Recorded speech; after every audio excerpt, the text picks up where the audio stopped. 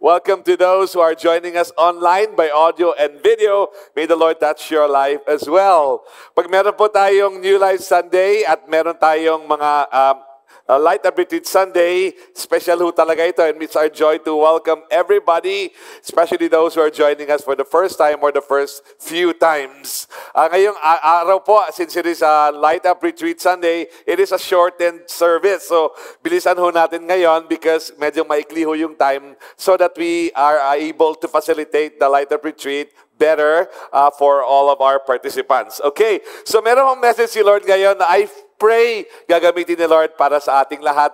Pati ako tinamaan ng gusto. In fact, honestly, medyo nahihiya ako ng konti. Ituro yung iba kasi parang napaka-hypocrite ko naman. Pero sige lang, learner din naman ako and the grace of God is available for all of us. So, the message of the Lord for you and for me is entitled, Uncommon Wisdom for an Uncommon Life. Kailangan natin lahat ng wisdom. In fact, it is lacking in so many people. Kung naghahanap kayo ng leader, dapat wise ang leader. O kung naghahanap ka ng asawa, dapat wise ang asawa mo dahil without wisdom, maraming pwedeng mali at maraming pwedeng masira. But wisdom promotes, protects, and preserves us. No, we all need godly wisdom. And when we live by God's wisdom, na maraming tao they do not live by that, we can live uncommon or exceptional lives. Kaya naging uncommon ang wisdom ni God, hindi dahil hindi yun available, kundi ayaw ng tao. Gusto ng tao, human wisdom, hindi divine wisdom. Kaya naging uncommon. But kung gawin natin ang kalooban ni Lord, i-pursue natin yun, ang resulta is exceptional or uncommon lives. Okay? So, ngayon meron tayo titinan 7 bagay, the examples lang ito ng wisdom ni God, na sa mundo hindi natin tinatanggap. Wala na ito ginadawat sa kadaghanan sa mga tao, ang resulta, ang atong kinabuhi, common lang. And pag sinabing common life, yan yung mga sirang buhay, maraming problema, maraming gusot, maraming kulang, and we don't want that. We want exceptional lives, uncommon lives for the glory of God. Okay, so let's go to the first point. Following God's uncommon wisdom will result to uncommon, exceptional life. I believe you and I, gusto natin exceptional or uncommon tayo. Amen? Ang common, yan man yung kahit saan ka tumingin, ganun nakikita mo. Tama ba? So maraming problema, maraming kaaway, maraming utang, maraming sakit, maraming stress. Ayaw natin ng ganun. Amen? Gusto natin na pag tinitinan tayo ng tao at lalo na si Lord, yun ang nagiging blessing tayo. Okay? Di tayo parating nagreklamo, dilita ka nang nagbugot permanente, negatibo kayo gagawa sa atong baba. You know, we are not giving death instead of life. We're releasing negative things instead of positive things. Ayaw natin yun. We want to be to glorify God. Sabi sa Proverbs 8:13-20, talking about the wisdom of God and application na sa buhay natin, sabi doon, to fear the Lord or to respect God is to hate evil. I hate arrogant pride and the evil way and perverse utterances. Counsel and sound wisdom belong to me, sabi ni God. I possess understanding and might. Riches and honor are with me, long-lasting wealth and righteousness. My fruit is better than the purest gold, and my harvest is better than choice silver. I walk in the path of righteousness, in the pathway of justice. So kung nagalakaw kita according sa kaalam, sa wisdom ni God, guwapo kayang resulta. Long life, wisdom, justice, righteousness. Ayaw yung tuwa ng bakaksayawa, ginapropagate niya sa social media or other things na kanang kinabuhi nga, buhaton ni mo, tanan ni mong gusto, tapaka ni mo ubang mga tao, basta successful lang ka, huwag kang maniwala na yan ang bibigay ng tunay na kaligayahan sa'yo. Yan ang pinakamagandang buhay. Hindi o yan pinakamagandang buhay.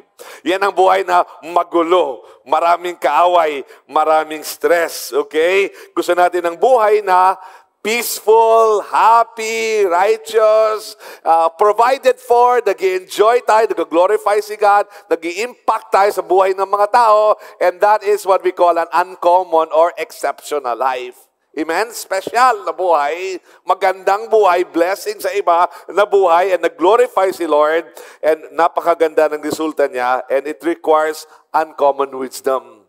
Okay, and I would like to really, really emphasize this. Kaya po naging uncommon yung wisdom ni God. Ulitin ko lang po para mag-gets natin. Hindi dahil hindi siya available sa mga tao. Nasa Bible na yan, tinuturo naman yan, di ba? Ang problema lang, ayaw ng tao tanggapin. Minsan alam niya sa isip pero hindi niya ginagawa and ang resulta is hindi naging parte ng buhay niya. And by the way, whenever we talk about God's Word, we're not talking about what we know. Pabray tayo. Dili. At ang nastoryahan sa atong ginabuhat. Kaya pwede man bright kayo ka, di ba? Bright kayo ka sa doktrina, pero yung kinabuhay daot kayo. Yung pamilya, gubot kayo. Dagang kayo kakaway, etc. Pwede man yan. Pero ayaw natin yan because true wisdom results with the fruit of righteousness and peace and joy. Amen. Alright, so let's talk about examples of God's uncommon wisdom that will produce uncommon life in us. Okay? So example lang ito. The big picture is, seek natin ang wisdom ni God, anong tinuturo ni Lord, yung takot kay Lord, pagmamahal sa tao, yun ang ating i-pursue and i-practice natin ang turo ni Lord because yan ang magbibigay sa atin ng tunay na magandang buhay. Amen? Yung nakakatulog ka ng mabuti. Paghiga mo, ilang segundo o minuto pa lang tulog ka na. Kasi wala kang kaaway. Wala kang guilt feelings, wala kang takot na, hala, baka malaman niya na iba yung sinabi ko sa kanya, iba yung sinabi ko sa kanya, etc. Baka mabisto na ako o whatever. Walang ganon. Amen?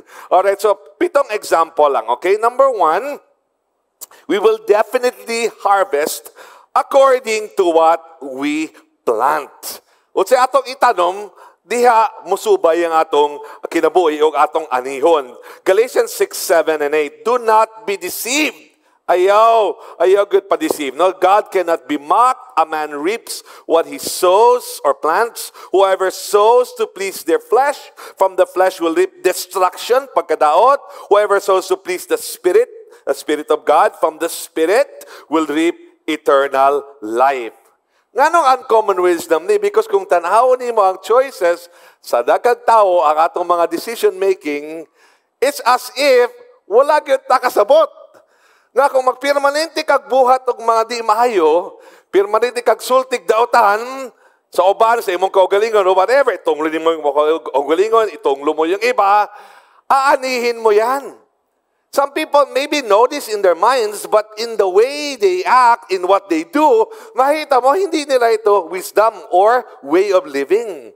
Kaya nasisira ang buhay nila. Okay? And so we do not want that. Okay? Yung iba naman, hindi sila masyado nagdi-declare, nagsasabi, gumagawa ng mabuti, kaya wala masyadong bumabalik sa kanila.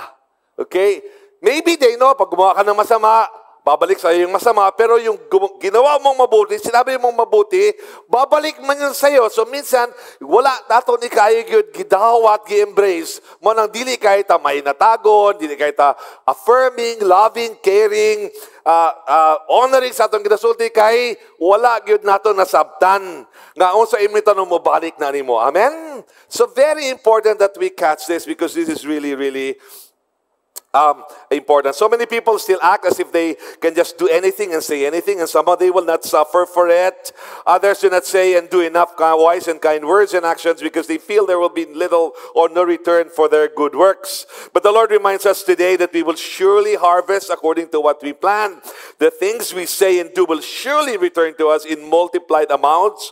Much good will come to us if we do good to others, and much trouble will come to us if we treat God and people badly. That's why galing ang ubang politiko, di ba? They need to stay in power. They need to perpetuate power because in the course of gaining power, okay, dagan man silang natapakan. Dagag tao malipay nga mahagbong sila, madaot sila. And kabalo sila, pag wala na sila sa posisyon, delikado na sila. Okay?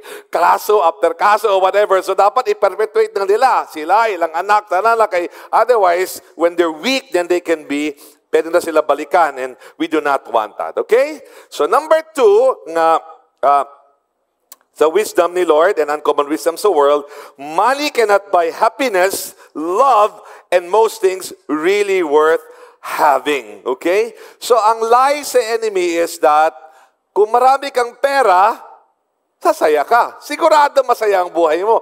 Ang insurance ng maganda, masayang buhay ay marami kang pera. Okay? Yun ang yun ang wisdom ng mundo. Pero alam natin, hindi yun ang totoo. Alam natin yan. Okay? Again, you don't need to be bright. Just read the statistics. Okay? Yung mga countries na pinakamayaman, sila ang pinakamataas na suicide rate. Bakit sila mataas ang suicide rate? Sila man ang maraming pera. Kasi yung pera, hindi yan makabigay ng tunay na kasiyahan. Luke 15:15, sabi ni Jesus, "Be careful and guard against all kinds of greed. People do not get life from the many things they own." Yung buhay mo, hindi yan nakadepend sa iyong pera.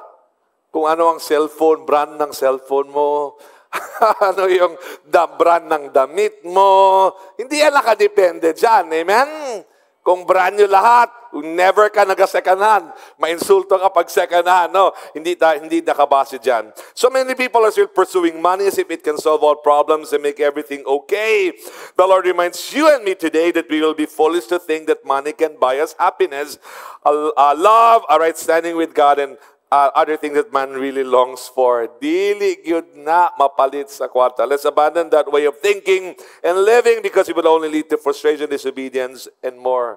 Grabing pagmahay gyud nato kung ato ng buhaton. Sa Bible, daga na kay example, si Solomon, for example, the greatest, wisest, the richest king of Israel and in ancient times. Diba? Even karon we talk about the wealth of Solomon, the gold of Solomon, etc. Bakit? Sabi niya, empty. Walang kwenta ang buhay. Bakit? Kasi money cannot buy you happiness. So wag nating tanggapin yung wisdom na yan kasi hindi yan totoo. Ang tanggapin ng wisdom ni Lord na kay Lord ang tunay na kasiyahan. Amen. Pangatlo, and again we're going quickly for the sake of time, it is better to be okay on the inside than successful on the outside. Kasi sa mundo na to, grabe ka external lang atong world, tama ba? External, unsay makita, unsay na sa social media, okay? And I want to say to you, please, kita mga anak ta sa Ginoo, dapat subay ta sa word ni Lord. Hindi dapat tayo napaka-external. And sometimes, I'm getting really uncomfortable when you're with a group and when you arrive at a place, may kanya-kanyang buhay lahat. Kanya-kanyang posing, picture, may story agad, edit agad, post agad. Isip ko, hindi na tayo nag-bonding. Sayang kaganda lang lugar, hindi tayo nag-bonding. Ang family natin, hindi tayo nag-bonding kasi may kanya-kanyang agenda na tayo. May karili tayong quota, 500 pictures, ilang reels ang ilabas natin. Grabe, nanakaw na ang buhay natin, okay? External success, yan ang tinuturo ng mundo. Pero we know that that is not what is most important. Okay? You and I can get really wounded in our minds and emotions. We can be deeply hurt by people. Abuse, abandonment, betrayal, tragedies, and happy twists and turns and the like can happen to us or the people we love. So pwede talaga tayong ma-hurt from our past and now. And even in the future, okay? When we are not okay, God's wisdom tells us that it's better to fix those issues as soon as possible instead of denying them and trying to cover up by outward success, okay? Kiniyang kwa na to, no? Kung ma-hurt ta, imbis na ma-feel na to, na-reject, na-abandon ta, na-disrespect ta, and so on, dito ta mudagan sa mga external things. Magpabida ta, magpahambog ta, magpakuyaw ta, magpapansin ta. Ang problema yun, pag i-deny mo yung reality sa loob at mag-pretend ka sa labas na okay ka lang, hindi mo talagang masolve yung problema sa loob. Hanggang sa palaki ng palaki at pumutok na. Okay? Let's stop turning to externals to mask our pain. Pasaya-saya tayo kunwari, etc. Anong i-post natin. Sino niloloko natin? Ang tao, tsaka sarili natin. Tayo rin man ang lugi dyan, okay? So, cars, condos, houses, travels, and fancy vacations, expensive gadgets, and the like will not heal our inner wounds. Dili, good na, mahilak yung inner wounds. Okay? Please, natay very simple sa economics na rule, and it applies, of course, in the psychological, emotional parts of our life, is, sabi doon, man's needs are insatiable. Dili masatisfy. Kung nana kay Fortuner, okay, may kadugay mo yung ka, mas lami man ang Land Cruiser. Cruiser naman. Di ba nakakaon ka ng, for example, ano sa ba yung mga laming nga buffet diri? Okay. Buffet 52. Whatever na mga buffet. Mas lamig ko ng Viking siguro. Pagkanta kayo na kay Vikings. Sabi mas lamig sa Viking. Dili magod ka malipay. Amen? So, the point is, dili diha ang happiness kay kana siya, dili gyud na completely makasatisfy. We will be wiser to go to God and to people who respect God and are able to help us fix our inner hurts so that we can live healthy, holy, and happy lives to the glory of God. So, kung natay mga sense of being unloved, rejected, betrayed, etc., dagan ta kang Lord, dagan ta sa mga taong makatabang nato, and i-fix nato para di natin kailangan lang mag-pretend na okay ta nga dili di ay. Amen? And the longer you deny your pain, your hurt, your sense that you're actually broken and feeling empty, the bigger it gets. And the greater the lie, the higher you go sa external, paghagbong nimo, has kang dako ang lagapak. Amen? So now you have to really just come, and the wisdom of God says, ihatag na ka Ginoo. The Lord promises, Psalm 147:3, He that is God heals the brokenhearted and binds up their wounds. Dili ang sa ka-beauty, for example, sa atong light up retreat, sa atong process. Na kung naagyo kay hurt, rejection, pain, etc., ayaw nag-pretend nga dili na nahitabo. Huwag ka nang deny. Aminin mo na yan. Amen? Kasi lahat naman yan may solusyon. Amen? Ang solusyon na kay Jesus Christ. God heals the brokenhearted. He binds up our wounds. So duol kang Lord. Okay? Ayaw duol sa kanang sa mga ubang butang. Amen? Amen. Alright. Number 4. Being kind, by the way, the last 3 points are the best of the 7 points. Okay? Being kind is better than being right. Okay? Yan ay sabi ko, ako, tinamaan ako nung sunod. Mahiya ako mag-share. Nandito ang kasama ko, pati anak ko. Okay? Baka isipin na, hipokrito yan, ha? Okay? Because sometimes, we are so passionate sa atong mga gituan, atong feeling na dapat ani, etc. Aggressive kayo ta sa ato ang mga gina-stand.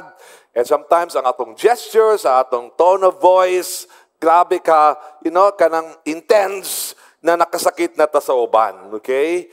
And this is where sometimes we just have to understand, even if you're right, you have to know it's not just about being right. It's about being kind as well. Amen? And I tell you, maybe this is something that you and I really have to think about. Okay? One of the many shameful things in my experience, one time, nag-travel mi sa pastor's core leaders. We were in Cebu. And then, nakoy shampoo. Kagipalit ako ng marag special na shampoo.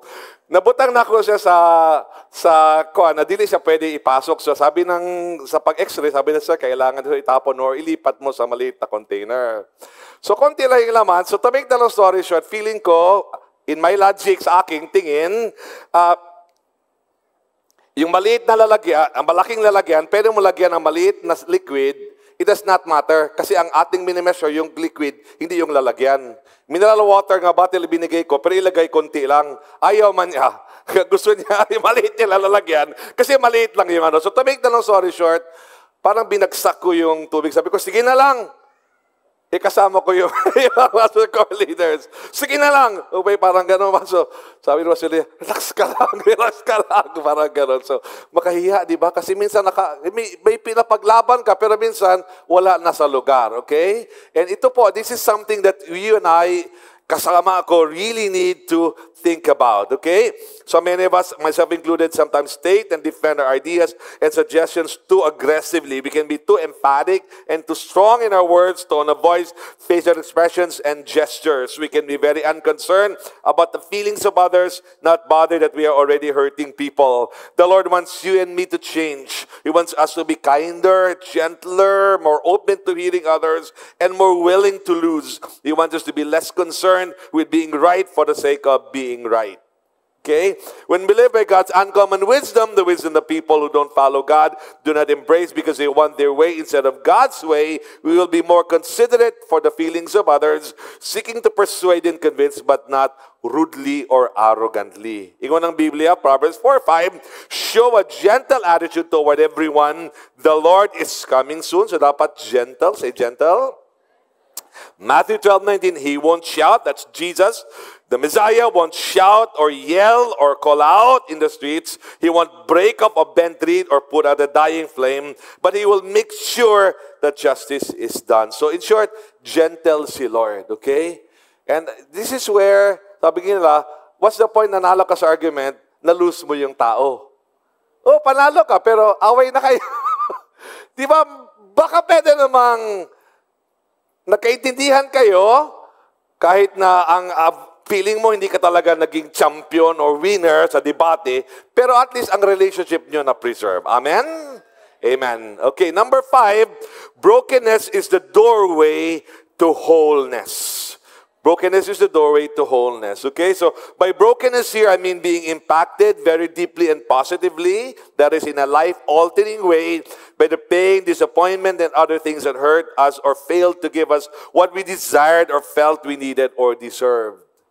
Okay? By wholeness here, we mean enjoying a sense of well-being that is also in line with God's character and ways, being okay not just within yourself, but in relationship with God and in relationship with people. So, yung brokenness po, yung may mga dumadating na mga problema, mga stress, mga imperfect settings, betrayal, disappointments, for us, ayaw natin yan. Allergic tayo dyan. So let me just go on with my points for the sake of time. When we live by God's wisdom, we will not be so allergic to pain, disappointments, and the like. We will welcome them when they happen. We will accept troubles and sufferings instead of always running away from them. Sige, tagdagan-dagan. Basta by all means, di kayan ginato ang problema, okay? When God's uncommon wisdom is welcome in our lives, we will be open to correction and discipline because they are the doorways to being fixed and made okay on the inside. They lead to godly character and emotional, relational maturity. Okay? So, kanang correction, for many of us, di kita maminaw. And sometimes, feeling nato, dapat di ko maminaw, kay tama man ko. Apart yan ang pagiging mayabang natin, okay? Yun din yung problema ko minsan, or many times siguro. So yun yung importante ngayon that we need to learn to accept correction. Allow God to break us, mahumble tayo sa ating loob, etc., and be more open to God and others. We become more godly, more peaceful, more joyful, more empathetic, more loving, and the like when we are broken on the inside. Hindi broken nga sira, kundi humble, gentle. We become more tender, understanding, patient, and generous, and the more. So, kung na yung mga problema, na yung mga kaaway, ayaw dayon escape, ana. Okay? Ayaw dayon i-excuse na siya. Ayaw dayon pangita og kanang pamaagi nga mawala ang imong mga bad feelings. Okay? Ayaw dayon. But so many of us, grabe ta, we medicate even the slightest pain. Medicate meaning, unsa may atong tambal, pagkaon. Order dahil sa Shopee, delivery, whatever, Lazada, magpa-deliver ang pagkaon, etc. Okay? Mag-post og anything na ma-feeling mo, pwede mo ipagyabang para maraming mag-like, mag-comment, and then you feel better, etc. Kana ang problema na to. We should allow God to break us. Kasi noon lang dagan, dapat matanggal po sa ato. Naamag tayo mga rough and painful na mga rough edges sa atong sulod, mga kinahanglan mabago ta. Amen? And when correction comes, we are changed, we become more mature, and therefore more godly and pleasing to God and people. Brokenness is worth it if it comes. Di man nato na ginapangayo, pero kung because it produces so many positive benefits or results. Romans 8:28-29, and we know that all things work together for good for those who love God, who are called according to His purpose, because those whom He foreknew, He also predestined to be conformed to the image of His Son, Jesus, that His Son, Jesus, will be the firstborn among many brothers. So, ginaalaw ni Lord ang suffering para masama ta niya sa atong character, mag-mature ta. James 1:2-4, my brothers and sisters, consider it nothing but joy when you fall into all sorts of trials, because you know that the testing of your faith produces endurance, and let endurance have its perfect effect, so that you will be perfect and complete, not deficient in anything. So I'd like to encourage you, okay? Consider suffering as a positive thing. Positive ang suffering. Positive ang discipline. It makes you wiser, more humble, it makes you stronger, okay? And mamature imong character, and you become more pleasing to God and more pleasing to people. In the end, you become a better person when you are going through suffering and you respond well. Psalm 119:67, before I suffered, I did many wrong things, but now I carefully obey everything you say. Amen. So, nahimo kang mature, nahimo kang better because of suffering. I love basketball, especially NBA, no? And some of the things I really like are the interviews after the game. Usay, tanatanaw gano'n ako sa YouTube. Okay, and then kung humana ang game, dito ko sa mga unsa-isulti sa coach, unsa-isulti sa mga champion players, and ma-realize mo yung mga pinaka-accomplished, many of them na pinaka-mataas ang naabot, makita mo talaga humble talaga sila. Sabi na, we messed up today. The opponents played so great. We congratulate them. We should do better. Mga ana sila magsurya. Di sila magsurya nga, sige lang, natsambahan lang ito nila. Next time, kulatahon, lapasuhon naman. Wala, ang tinuod yun na kabalo, kanang expert, veterano yun, di mo surya na. Amen? Kay kabalo siya. Life is much more complicated than that. Pwede ka madaog, pwede ka mapili. So, you're more humble. And when you're more humble, then you are more friendly and attractive to others, and God is pleased. Amen. Number 6, atong paspasan, truth can be devastating but very liberating. So many of us, we would rather, in the worldly wisdom, mas gusto natin yung kasinungalingan. Na perfect tayo, wala tayong kaaway, walang galit, walang problema, kaysa sa yung katotohanan na may problema at may dapat mabago sa atin. Okay, and we try to evade, we try to fight the truth, we try to deny the truth, even argue against the truth, but the Lord reminds us today, huwag natin gawin yan. The truth can make us feel uncomfortable and even miserable, but when we respond in the right way, we can be set free from the things that destroy, imprison, or limit us. And this applies in every area. Kahit na, for example, sa health natin, sa ating health, sa ating katawan. Di ba? Pag sa monitor sa'yo, sobrang taas ng iyong sugar, sobrang taas ng iyong blood pressure, simula, kung gusto mong mahaba pa ang buhay mo, simula ngayon, dapat mabago na yan. Okay? Grabe, feeling miserable ka masyado, okay? Pero pag tinanggap mo yan at binago mo ang buhay mo, ay gaganda ang buhay, hahaba pa ang buhay mo. Amen? Okay? So, but it's devastating but very liberating. Let's embrace God's uncommon wisdom. Let's not fear the truth. Truth is our friend, our very good friend. On the other hand, lies or mistaken ideas are our enemies. Let's reject lies but welcome God's truth. Okay? Let's welcome what God says in the Bible. Let's be open to rebuke and correction. Let's not be too quick to give reasons why we are almost never wrong. And for many of us, kana atong ginabuhat. When the Holy Spirit convicts us and when our conscience bothers us, let's listen. But not only listen, but let's change. Magbago ta. Let's cut off wrong or unwise relationships, stop wrong habits or practices, give up our addictions, seek help for our depression, negotiate for our financial debts, and start paying even with only small monthly amounts. The lies we believe will destroy us, but the truth we accept will set us free. Free spiritually, free legally, wala tayong magkaso-kaso sa ato, free financially, mabayaran ito ng ato utang, free relationally, wala tayong kaaway, and more. James 1:25, but whoever looks intently to the perfect law that gives freedom and continues in it, not forgetting with what they have heard, but doing it, they will be blessed in what they do. And then 2 Timothy 3:7, these women are always studying, but are never able to recognize the truth. So unta, dawato na ito ang kamatuoran kay kadagay ng mga bago sa ato. Okay? Let's go to the last point, but right now, can we have the musicians now? We are about to finish. Number 7 and the last, forgiveness does not fix everything. Kini appeal good ko ani, igo good ko ani. The Lord reminds you and me today that saying sorry and even getting I forgive you as a reply does not always fix things. There are things, relationships, and hearts that once broken cannot be fully fixed by forgiveness. The wounds and the damage caused by your uncaring and unwise words can remain and even grow through time. So, dili ta dapat careless kay dili good magsorry lang ka, maayos na tanan. Hindi.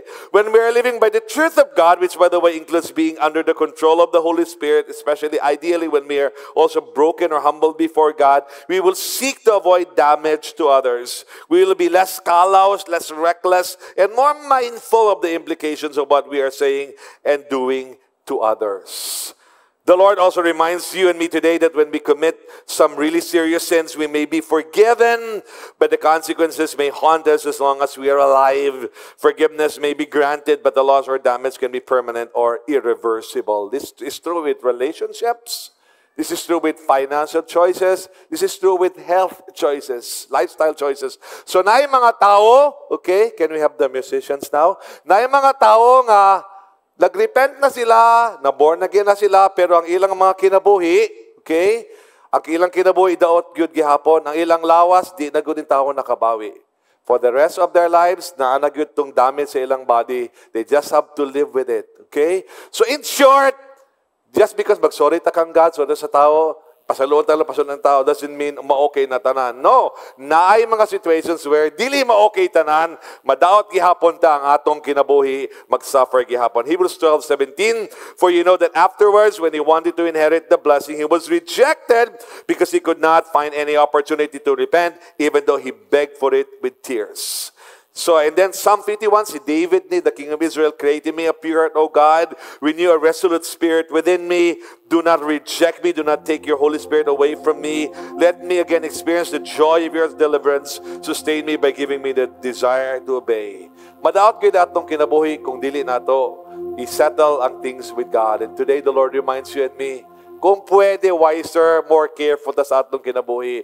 Just because God forgives us, people forgive us, okay na tanan. Dili ma-okay tanan, sometimes pagdaot na, daot tagyon. So i-avoid na lang nato, mas maayo pa. Amen? Amen. Sige, tumayo po tayo, mag-ampo ta karon. And Joe's joining us online, pray with us. Can we all close our eyes if it's okay? Can we raise our hands if it's okay? And just saying, God, ayaw ko ma-distracted, hindi ako magtingin-tingin sa palibot. Taas ko ang kamay ko, Lord, kasi gusto ko, God, I'm open to you. I receive, Lord, your touch. I receive your blessing. I receive your grace. So come, Lord, and help me, Lord God. Come on, let's pray right now. Father in heaven, in the name of Jesus, Lord, I pray, come, Lord, in the name of Jesus. Lord, forgive me, God. Come on, let's respond. Lord, forgive me, Lord.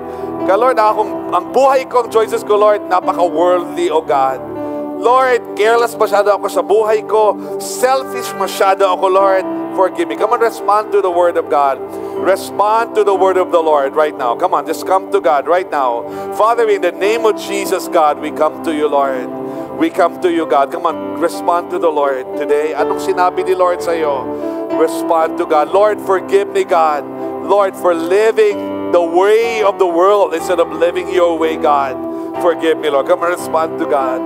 Kung nandito ka ngayon, you've never yet surrendered your life to Jesus, I ask you to give your life to the Lord. Bigay mong buhay mo kay Lord. Wisdom means that you acknowledge, tao ka lang, hindi ka Diyos, kailangan mo si God, at nagkasala ka, kailangan mo ng kapatawaran. Wisdom means we are humble enough to admit our need for God. So, would you come to the Lord today? Would you tell the Lord, God, I'm sorry for my sins. Jesus, come into my life. Forgive me, Lord, sa aking mga kasalanan. Patawarin mo ako, Panginoon. Come on, would you give your life to the Lord today? Give your life to God. Surrender your life to the Lord. Salamat, God. Ginoong Diyos, akong gihatag, akong kinabuhi sa imo, ha. Tinood, makasasala ako, Ginoo, ako nang giangkon. Pasaylo ako, Diyos. Pasaylo ako, Ginoo, sa pangalan ni Jesus. Come on, give your life to God. And the Lord will forgive you. So God, we come to you today. Salamat, Lord. Salamat, Lord.